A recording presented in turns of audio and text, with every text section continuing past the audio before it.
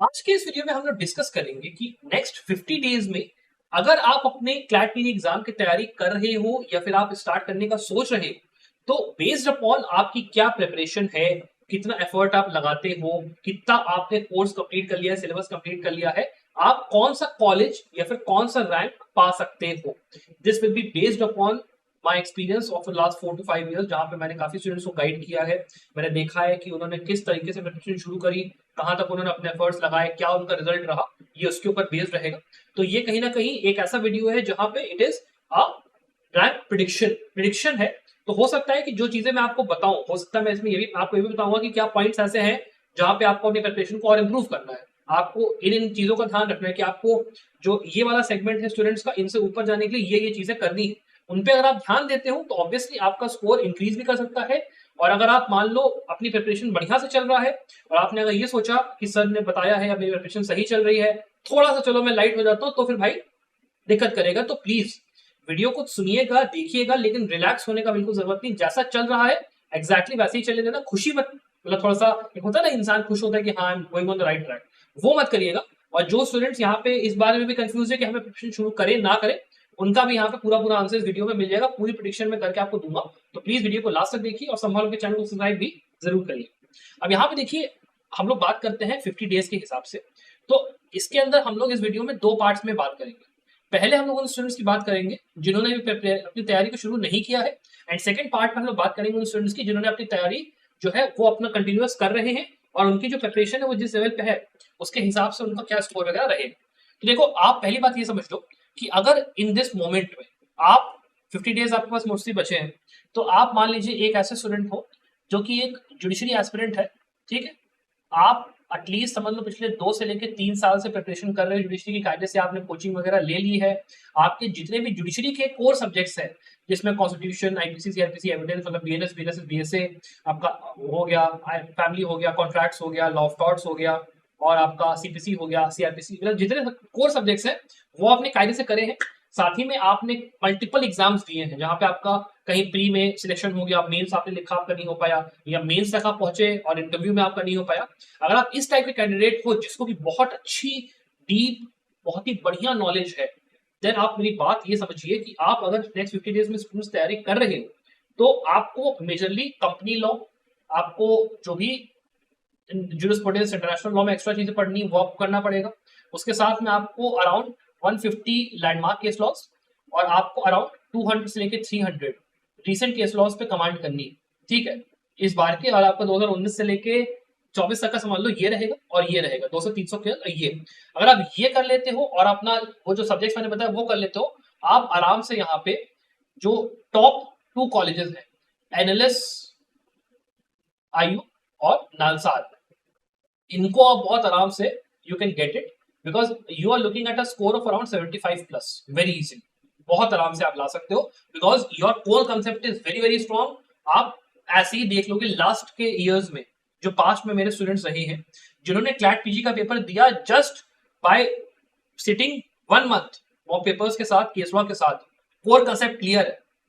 They have done it, and top 100 में उनका rank आया है, कई का 200 में रैंक आया है। कई लोग अभी नलसार एलएस में बैठे हुए हैं। और दिस इज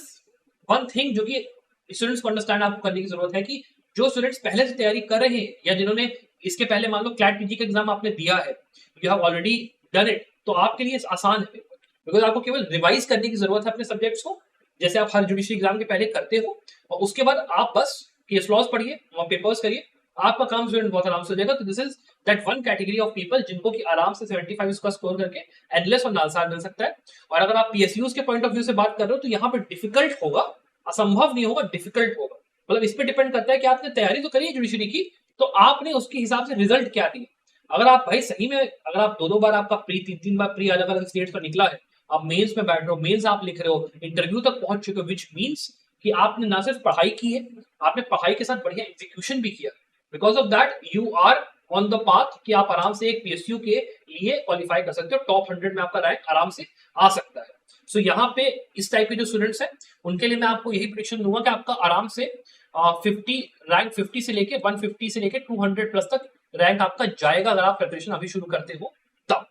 अब आते हैं for the second category of students जो कि अभी कॉलेज में है। ठीक है। अब स्टूडेंट्स जो कि आप लोग कॉलेज में हो, तो आप में से अलग अलग टाइप के स्टूडेंट्स हैं। वो स्टूडेंट्स होंगे जिन्होंने कॉलेज में पढ़ाई अच्छे से करी, या कॉलेज के अंदर ही आपने जुडिशरी की जो है वो प्रिपरेशन शुरू कर दी है। हो सकता है आपकी कोचिंग खत्म हो चुकी है, या फिर आप अपने कॉलेज के टॉपर हो, आपकी पढ़ाई बहुत अच्छी होकर रखी हुई है, और आप जो कोविड बैच का एक होता है ना स्टिग्मा कि सर मैंने कोविड में तैयारी करी थी, मेरे जो कोर कॉन्सेप्ट्स है, कोर सब्जेक्ट्स हैं, वो मैं अच्छे से प्रिपेयर नहीं कर पाया, जिसकी वजह से आई एम लैगिंग समवॉट, मैं परेशान में हूँ। लेकिन आपने इतनी पढ़ाई करी है कि अगर आप एक बार जाओगे, 2-3 दिन दोगे, सब्जेक्ट्स को रिवाइज करोगे, तो आप आराम से एक पेडिस्टल पे आ सकते हो कि सर मैं अब इसके बाद अगर पेपर अटेम्प्ट करूं तो मेरा मॉक पेपर में एटलीस्ट कुछ नहीं तो 45-50 आ रहा है बिना कुछ किए, या 35 तक भी आ रहा है बिना कुछ किए। तो आप स्टूडेंट्स यहाँ पे जाइए, अपनी तैयारी शुरू करिए। कॉलेज ड्रॉप आउट्स की बात कर रहा हूँ, या कॉलेज में जो स्टूडेंट्स हैं जिनका मैंने बताया आपको फैक्टर क्या है, या तो कॉलेज में बहुत अच्छे हो, पढ़ाई में बहुत अच्छे से पढ़ाई करी है, ऑल्दो आपका अगर मान लो कोविड बैच में निकला, आप तब भी यू आर डूइंग गुड, और आपको बस रिविजन करने की जरूरत है, 2-3 दिन में आप रिवाइज करके हर सब्जेक्ट को एकदम ऐसे पॉइंट पे आ सकते हो जहां पे यू आर कॉन्फिडेंट कि आप आराम से कर लोगे। And then you have the discipline in yourself कि आप एटलीस्ट भाई जैसे मैंने कहा 150 landmark cases, 200-300 recent case laws आप करने की पावर रख रहे हो। फिर उसके बाद प्रैक्टिस एटलीस्ट यहाँ पे जैसे किया स्टूडेंट्स के लिए मैं बताना भूल गया, आपको एटलीस्ट 30 से लेकर 40 मॉक पेपर्स की यहाँ पे प्रैक्टिस करनी है, ध्यान रखिएगा, not less than that, because practice जो है वही आपका खेल बनाती है या बिगाड़ती है, उसका ध्यान रखिएगा। तो यहाँ पे कॉलेज स्टूडेंट्स के लिए भी वही है, आप अगर 20 से लेकर 30 मॉक पेपर्स यहाँ प्रैक्टिस कर ले रहे हो, साथ में अपने रिसेंट लैंडमार्क केसेस कर ले रहे हो, तो आप इस बात को मान के चल सकते हो कि आपको जो टॉप 6 या 7 कॉलेजेस हैं, जिसमें कि आपका एनएलयू मतलब नलसार और एनएलएस हटा दो, बिकॉज वहां पे आपको अंडर 250 रैंक लाना, दैट इज वेरी डिफिकल्ट। उसके लिए मैं नहीं कहूँ 75 प्लस स्कोर करने जाओगे, अभी नहीं हो पाएगा। What you are targeting is 60, 55 से लेके 60 प्लस, सिंपल है। इतना आप स्कोर टारगेट बेसिकली यहाँ पे कर रहे हो, आप इसके बीच में आ सकते हो। तो आपका जो रेंज है, that range is somewhere between कि आप यहाँ पे एनएलआईयू भोपाल और आप एमएनएलयू मुंबई, ठीक है, इसके बीच में लाया करोगे, जहाँ पे आपका सब कुछ यहाँ पे आता है कि आप भाई देख रहे हो कि आपको एनयूजेएस भी मिल सकता है, आपको जीएनएलयू भी मिल सकता है, आपको एनएलयूजे जोधपुर वो भी मिल सकता है, मतलब आपके पास कई सारे ऑप्शंस हैं। सो डिपेंडिंग अपॉन दैट, अगर आपको अपने पर कॉन्फिडेंस है कि आप कर लोगे, you are discipline enough, plus college में आपके पास अगर टाइम है, that you have a lot of time, जहाँ पे आपको बहुत ज्यादा इंटर्नशिप्स के लिए आप परेशान नहीं हो, आपको आराम से वो करने का, then it is very very easy for you to get these top colleges, बहुत इजी सी दिक्कत, ठीक है। अब ये हो गया सेकंड कैटेगरी ऑफ स्टूडेंट्स, जिनका कि मैंने बात यहाँ पे करा, जिनको टॉप 5 टॉप 7 कॉलेज तक आराम से मिल जाएगा। अब लास्ट में वो स्टूडेंट्स आते हैं जिन्होंने या तो फॉर सम रीजन अपने कॉलेज में पढ़ाई करा, फिर या तो वो लोग प्रैक्टिस करने निकल गए, या उनका पढ़ाई से टच रहा नहीं फॉर सम वन वे और दी अदर रीजन, और या फिर आप अपने कॉलेज में ही हो और आपको बिल्कुल मतलब आती हैं चीजें, लेकिन आपको ये लगता है कि भाई बिना पूरा फ्रॉम स्क्रैच मेरे को पढ़ना पड़ेगा, और फिर मैं जाके किसी उसमें पहुंचूंगा, हालत पहुंचूंगा, अभी मुझे कुछ नहीं आता, मैं बिल्कुल ब्लैंक हूँ। अगर आपका फीलिंग ऐसा है, तो आप अगर अभी प्रिपरेशन शुरू करोगे 50 डेज के अंदर, तो सीधी सीधे बता रहा हूँ आपके लिए बहुत डिफिकल्ट होने वाला है,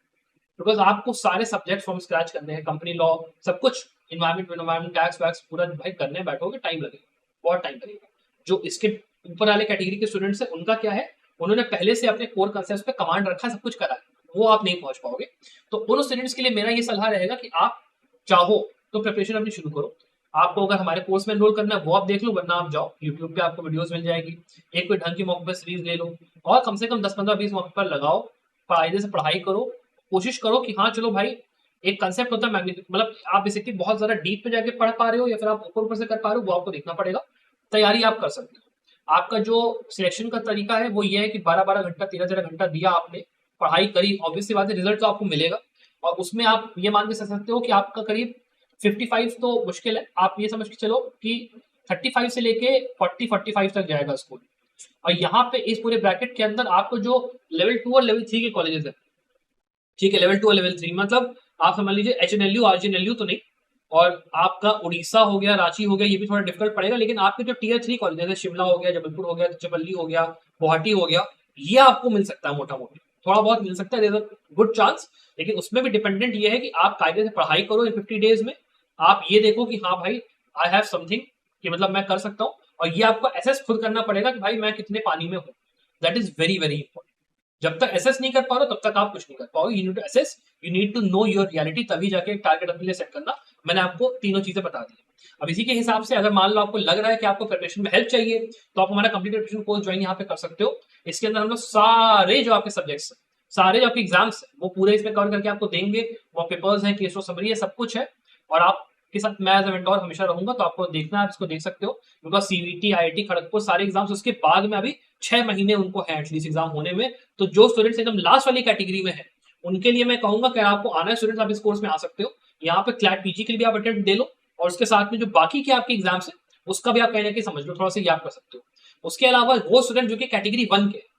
जिनको कि केवल और केवल चाहिए कि सर मेरा फाउंडेशन तैयार है, मैं केस मतलब बाकी कंपनी लॉ वगैरह मैं खुद कर लूंगा, इन्वायरमेंट वगैरह, आप बस मेरे को केस लॉ समरी और ब्रीफ दे दो और मैं अपना मॉक पेपर के साथ निपटा लूंगा, तो आप इस कोर्स में रहिए। ये आपका 3099 का नहीं होगा, ये आपका 2999 का कोर्स है, ठीक है। और इसके अंदर आपको सब कुछ मिल जाएगा, मेंटरशिप के लिए मैं भी रहूंगा, 50 फुल लेंथ मॉक्स, 100 सब्जेक्ट वाइज मॉक्स, सब कुछ मिलेगा, आप इसको चेकआउट कर सकते हो। और उसके अलावा अगर आपको बीच वाले कहीं फंसते हो, जहां पे आपको रिवीजन भी करना है सब्जेक्ट्स का, पूरी पढ़ाई भी करनी है, फिर जो वो वाले कैंडिडेट्स हैं जो कि थर्ड कैटेगरी के हैं, उनके लिए ये रहेगा कि आप कंप्लीट एडमिशन कोर्स में आइए। बिकॉज यहाँ पर आपके पास ये ऑप्शन है कि आपको क्लैट पीजी के अलावा कोई और एग्जाम देना नहीं है, आपको केवल एनएलयू का ही टैग चाहिए।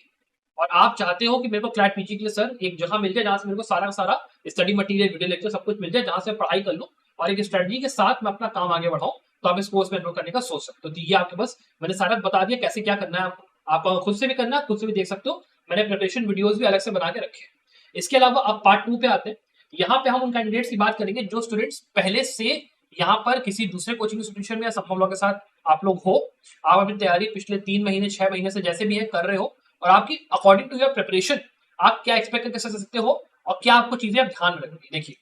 वो स्टूडेंट्स जो कि पिछले 6 से लेकर 9 महीने से तैयारी कर रहे हैं, पिछले 6 महीने से मतलब साल भर से हो गया, and you guys are the ones जिसका कि 90 से लेकर 100% सिलेबस हो चुका है। आप लोग अपने केस लॉज मेजोरिटी सारे कर चुके हो, आप लोग अपना मॉक पेपर्स में अब आ चुके हो और अपना प्रॉपर्ली कर रहे हो। You guys are very easily in the top 10% of the students, जहां पे आप 75 प्लस स्कोर करने का डेफिनेटली सोच सकते हो। और इस चीज का ध्यान रखो कि जो आप मॉक पेपर दे उसमें आपका क्या स्कोर हो रहा है, that would be very much representative कि जो आपकी परफॉर्मेंस होगी क्लैट पीजी एग्जाम के अंदर में। तो जैसे मान लो आप अगर किसी ऐसे इंस्टीट्यूशन का मॉक दे रहे हो जिसका कि कंपैरिजन का तरीका ये है कि आप उसको क्लैट पीजी के पेपर के साथ कंपेयर करो। If the difficulty of that mock paper is higher than what you perceive is the difficulty of CLAT PG paper itself, then आपका स्कोर एटलीस्ट वहां पे 70 से लेकर 75 के आसपास आएगा, तो आपका 85 तक मान के चलो होगा। संभव लॉ में आप हमारे साथ हो, अगर आपका स्कोर मतलब ये समझ लीजिए संभव लॉ में वी मेक अ पेपर्स जो कि 5 से लेकर 10% टफ होते हैं क्लैट पीजी एग्जाम से, ज्यादा डिफिकल्ट भी नहीं, ज्यादा इजी भी नहीं, हम लोग एकदम बराबर या थोड़ा सा ऊपर ही उसका लेवल रखते हैं। तो हमारे मॉक पेपर्स में if you guys are getting around 65-70, ठीक है, तो आप लोगों को अभी थोड़ा सा और मेहनत करनी है and try to take your score above 75 plus, वोट अप 75 प्लस 80 तक लेके आपको जाना है। और जो दूसरे इंस्टीट्यूशंस की भी अगर आप मॉक्स दे रहे हो, ये परसीव करो कि उनकी डिफिकल्टी ज्यादा है कम है, और उसके हिसाब से 5-10 नंबर ऊपर नीचे करके ये चीज चेक करो कि भाई I am in the top tier of category of students. मतलब इवन जो मॉक पेपर आप दे रहे हो वहां पे आपको कंपैरेटिव चार्ट मिलता है ना, कि जिन स्टूडेंट्स ने इसके पहले ये मॉक अटेम्प्ट करा उनके कंपैरिजन मेरा स्कोर क्या है। और ये भी ध्यान रखना कि आप केवल सिंगल स्कोर के बेसिस पे ना चेक करो, आप ये भी देख के चलो कि भाई मेरे पास एवरेज है, कि कंसिस्टेंट मैंने back to back 10-15 mock paper लगाए हैं, 5-6 मॉक पेपर लगाए हैं, मेरा कंसिस्टेंट स्कोर यहाँ पे अच्छा खासा आ रहा है, अच्छा खासा स्कोर आ रहा है, तब तो आप राइट ट्रैक पर हो, आप सही से देख रहे हो। लेकिन आपने ये कहा सर मैंने 2 मॉक पेपर दिए थे मेरे 75 प्लस आ रहे हैं, मैं एकदम चंगा हूं सर, वो बात नहीं चलेगी। You at least need 5 to 6 mock paper back to back, इतना स्कोर आ रहा है, then you are in the right path कि हाँ भाई आप जाके टॉप 10% स्टूडेंट्स में हो, आप बढ़िया से अंडर 200 की रैंक लाने का सोच सकते हो। फिर वहां पर सारा सारा किस्मत का खेल है कि पेपर क्या आएगा, पैटर्न क्या आएगा, कौन सा मॉक लगाए, सब भयंकर कॉम्पिटिशन है। लेकिन एटलीस्ट ये रेस्ट श्योर हो जाओ कि भाई राइट ट्रैक पे हो, प्रिपरेशन आपकी बढ़िया जा रही है, पीएसयूज तक निकाल सकते हो, टॉप 2 कॉलेज तो मिलेगा ही मिलेगा, उसमें कोई दिक्कत नहीं है, ये मान के चलो। ये आपका एक वो है। और नेक्स्ट 50 डेज में आप लोग बस रिवीजन पे फोकस करो, मॉक पेपर जितने दे रहे हो और देना शुरू करो, रेगुलर मॉक पेपर्स के साथ केस लॉ की स्टडी रखो, आपका हो जाएगा। फिर देखो भाई वो लोग हैं जिन्होंने पिछले 6 महीने नहीं लेकिन 3-4 महीने 5 महीने पहले तैयारी करी, और आप लोग वो हो जिनका कि 60% के अराउंड सिलेबस कंप्लीट है, और आप लोगों को अभी केस लॉज पढ़ रहे हो, तो आपका 50% landmark case laws, 50% recent case laws हो चुका है, मॉक पेपर अभी देना आप लोगों का बाकी है। तो आप लोग अभी भाई देखो उसमें हो, हॉट वाटर्स में हो, बिकॉज आप लोगों को अपनी प्रिपरेशन को अब सुपर स्पीड में लेके जाना है। बिकॉज देखो 2 महीने रह गए, और 2 महीने के अंदर में भाई मॉक पेपर भी अगर आप दे रहे हो, दिया होगा नहीं दिया होगा इसका मेरे को नहीं पता, और अगर आप मॉक पेपर देते हो और आपका स्कोर अराउंड 50 से लेके 55 के अराउंड आ रहा है किसी अच्छे इंस्टीट्यूशन के मॉक पेपर में या हमारे मॉक पेपर में, तो आपको अगर इसके ऊपर वाले कैटेगरी के स्टूडेंट्स में जाना है then you need to increase your score. उसके लिए जो जो आपका तैयारी में लाकुना है, find that lacuna and try to do as much preparation as possible उस चीज को, गैप को कम करने के लिए। आइडेंटिफाई करिए कि आप किन सब्जेक्ट्स में कम कर रहे हो, मतलब आपको जैसे मान लो इंटरनेशनल लॉ जूरिस्प्रूडेंस में दिक्कत हो रहा है, कॉन्स्टिट्यूशन में दिक्कत हो रहा है, आपको सीआरपीसी में दिक्कत हो रहा है, कहाँ दिक्कत हो रहा है उसको आइडेंटिफाई करो। केस लॉज आपने पढ़े हैं तो आप क्या पुराने केस लॉज है उनमें दिक्कत हो रहा है, लैंडमार्क वाले या रिसेंट वाले केस लॉज है उनमें आप नहीं सॉल्व कर पा रहे हो। और कॉम्बिनेशन होना चाहिए, मॉक्स का कॉम्बिनेशन। जब तक मॉक पेपर नहीं लगाओ तब तक ये अंडरस्टैंड नहीं कर पाओगे। जैसे ऊपर वाले जो कैटेगरी के स्टूडेंट्स है दे नो 10 15 5 6 10 मॉक्स लगा चुके हैं, दे नो कि हाँ भाई हम यहाँ पे लैग कर रहे हैं, अकॉर्डिंगली दे आर प्रिपेयरिंग, उनको पहले से पता है। लेकिन आप अभी आपने स्टार्ट नहीं करी है अपनी प्रैक्टिस, मौका आप अगर नहीं लगाए तो लगाना शुरू करो, बिकॉज 60-70% का सिलेबस हो गया, which means you are in the go. आप आराम से मॉक पेपर्स दे के इस चीज को फाइंड आउट करो कि कहाँ पे आप मेरी प्रिपरेशन में लाकुना है और उसको फिल इन करो और उसके हिसाब से अपना जाओ। और इस चीज का ध्यान रखना कि आप अपनी प्रिपरेशन को केवल 1 या 2 फैक्टर्स पर ना बेस करके पूरे उसको देखो। उसके अलावा अब जिन स्टूडेंट्स ने 1 या 2 महीने पहले शुरू किया, भाई अभी तो आपको बहुत मेहनत करनी है, वी हैव जस्ट स्टार्टेड। आपको अभी जाओ और अभी जो नेक्स्ट बचे हुए आपके 30-40 डेज में पूरा सिलेबस कंप्लीट करो, मॉक पेपर्स कैसे से लगाओ, तब जाके आप कहीं पे मुद्दे पे आओगे। और आप लोग ये मान के चलो कि आपका जो यहाँ पे रैंक आएगा क्लैट पीजी में, मैक्स टू मैक्स आप ये मान के चलो कि आप 55 तक लेके आओगे। और आपको सेकंड जो फर्स्ट ईयर के आपके टॉप 5 कॉलेज है वहां तक उम्मीद करो, लेकिन ये उम्मीद करो कि मैंने 1-2 पहले मेहनत मतलब तैयारी शुरू करी और मेरा जो सिलेबस है वो 30-40% ही कंप्लीट है, मेरा जो है एनालिस्ट तक निकल जाएगा, वो निकल जाएगा, वो नहीं होने वाला, बहुत डिफिकल्ट है, मतलब आपको बहुत मेहनत करने की जरूरत है, इसका ध्यान रखो। अब इसी के साथ मैंने आपको एक मोटा मोटी जो प्रेडिक्शन हो सकता है वो मैंने आपको देने की कोशिश की है। और आप कोई क्वेश्चन है, कोई डाउट्स आप मुझसे कमेंट नीचे पूछ सकते हैं। I wish the very very best of luck for your success. Bye.